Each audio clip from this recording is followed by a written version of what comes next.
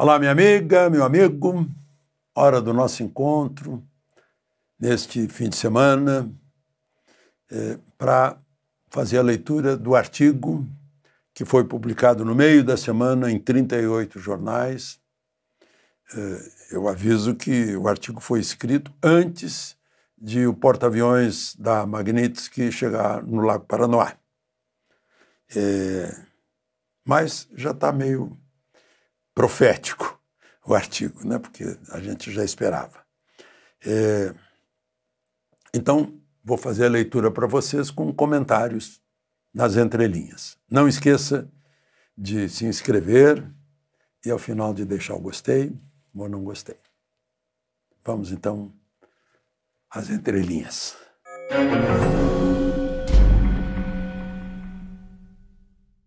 O título é Extravagâncias.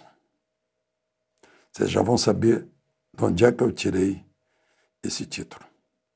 A política brasileira, incluindo extravagâncias do judiciário, como qualificou o ministro aposentado do Supremo, Marco Aurélio Mello, já ultrapassou os limites da Praça dos Três Poderes e ganha o mundo.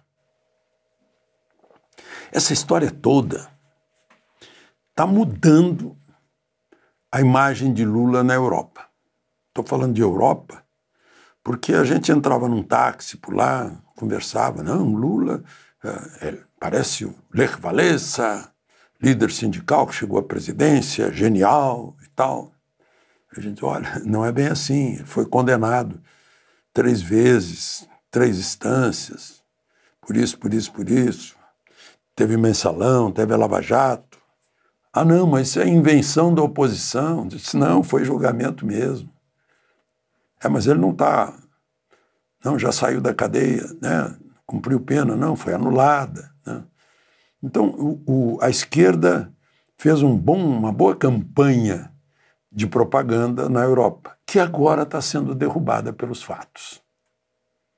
As coisas que estão chegando lá, a verdade. As próprias declarações de Lula, reproduzidas nos jornais, eles... Ai, que história é essa? Que maluquice é essa, né? Além do futebol e carnaval, temos agora as extravagâncias lá no exterior, né? O editorial da edição de domingo do Wall Street Journal confirma essa expansão para o mundo. É o diário de maior reputação nos Estados Unidos, tanto que é conhecido como The Journal. Já basta isso, né? É o jornal. Publicado pelos criadores do índice Dow Jones, e tem a idade da nossa república, ele é de 1889. Pois o editorial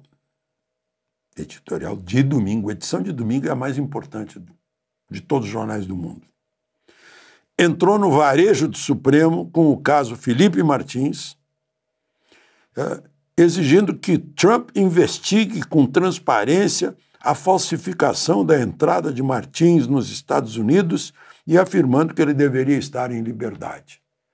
Puxa, nenhum jornal brasileiro fez isso. O Wall Street Journal tem que fazer isso. Isso equivale mais ou menos a dizer assim, o Senado brasileiro não fez, o Trump deve que fazer. Gente, que vergonha. Vergonha para a mídia tradicional, vergonha para o Senado brasileiro. Vergonha para nós, que não pressionamos o Senado quando deveríamos. Eu lembro, eu dizia para as pessoas, gente, não adianta estar aí na frente de quartel, tem que estar na frente do Senado. Bom, segundo parágrafo. Na Europa vai ser lançado, semana que vem, vai ser dia 6 agora, no mesmo dia em que vai ser lançado o tarifaço, vai ser lançado em Lisboa um documentário com cerca de 2 horas sobre o Supremo brasileiro, produzido pelo jornalista português, que é o Sérgio Tavares, que ficou detido quando veio participar de manifestação na Paulista. Ele chegou no aeroporto, a Polícia Federal queria saber o que ele veio fazer no Brasil. O que queria fazer, fez perguntas estranhas e tal. Estava tudo encomendado para intimidá-lo. Deu o efeito contrário. Acabaram provocando-o e ele batalhou aí pelo mundo inteiro, 10 países, colhendo argumentos e enfim, material para fazer um documentário. Deu quase 2 horas sobre Alexandre de Moraes. Está em inglês, vai ser lançado em Lisboa. Bom,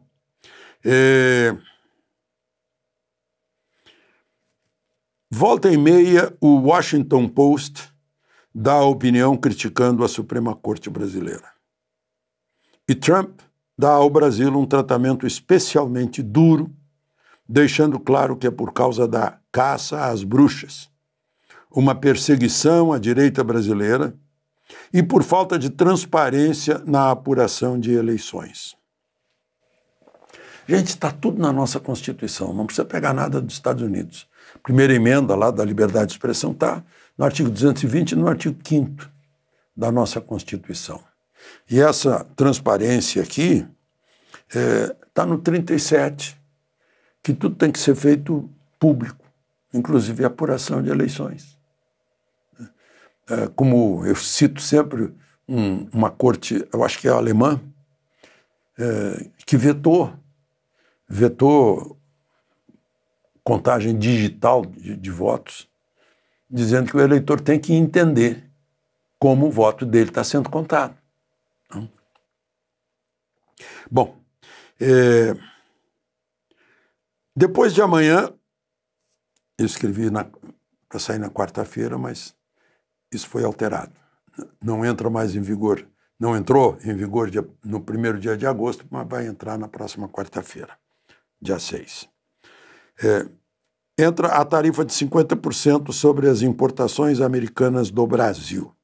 E, além disso, paira sobre algumas cabeças, como espada de Damocles, a Lei Magnitsky, que todo jornalista já pronuncia com familiaridade, de tanto que falou nela, né?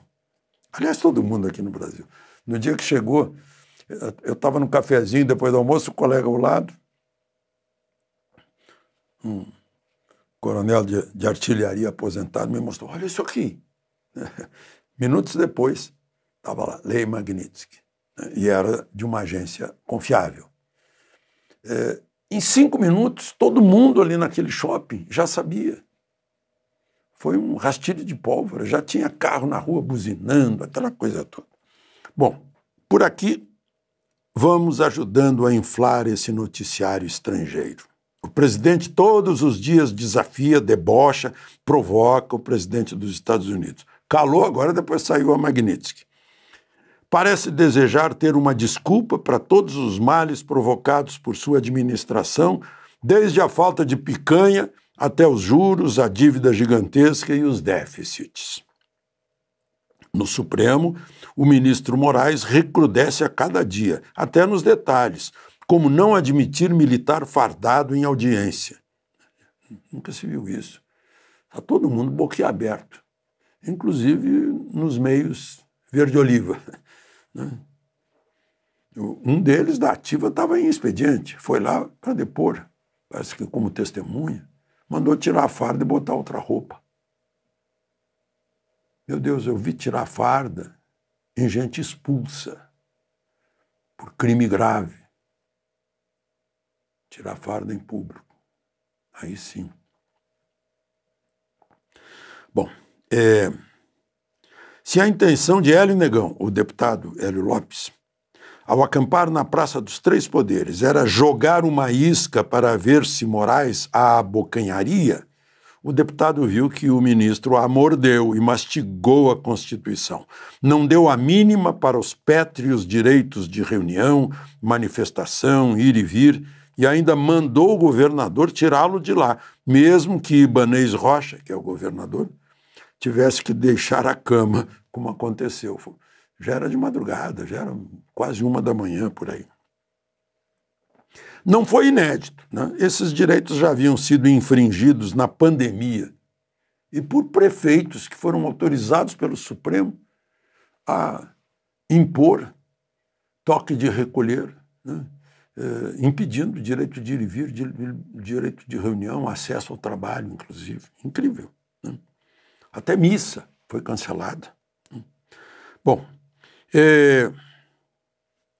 a remoção do deputado Hélio Negão das proximidades da Câmara Federal foi incluída no inquérito das fake news, que é de 2019. Nunca se viu um inquérito que durasse 6 anos. Né? Foi profético o ministro Marco Aurélio, que o apelidou de inquérito do fim do mundo. 6 anos de prorrogações, né? E sem a iniciativa essencial do Ministério Público para iniciá-lo. Último parágrafo.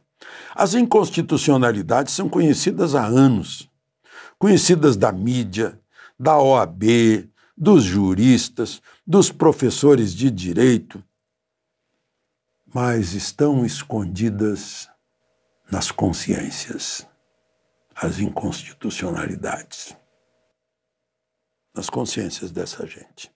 Vergonha nossa estarem essas extravagâncias nos principais jornais americanos, europeus, mas não nos nossos, com a veemência com que devam ser tratadas infrações graves a direitos fundamentais.